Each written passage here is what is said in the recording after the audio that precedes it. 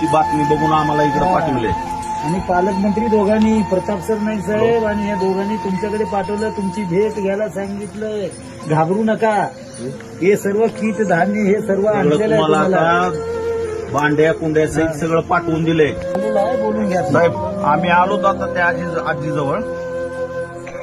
हो आजींना बोला बोला. मी सांगितलंय की गावागावात आणि जेवढी मदत लागेल तेवढी मदत आपल्या लोकांना करत जा. तुम्ही काही काळजी करू नका आणि याच्या पुढे तुम्हाला जी जी काही मदत लागेल ती आमच्या लोकांना सांगा. जेवढं काही करता येईल तेवढं आम्ही सगळं करू. एकनाथ शिंदे साहेबांनी सगळ्यांना आदेश दिलेले आहे शिवसैनिकांना की गावागावात जाऊन जे पूरग्रस्त शेतकरी आहेत त्यांना जेवढी मदत करता येईल तेवढी मदत करा. शासकीय मदत तर शासकीय मदतीबरोबर शिवसेनेची मदत तुम्हाला मिळेल.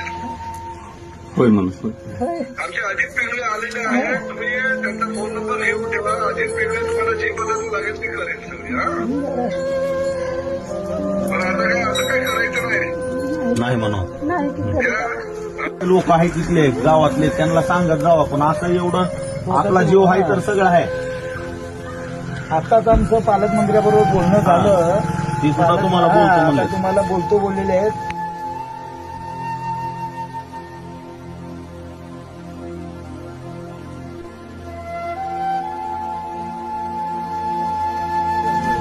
कपडे हे दिले, साडी हे ते. हो हो हो हो साहेब हो.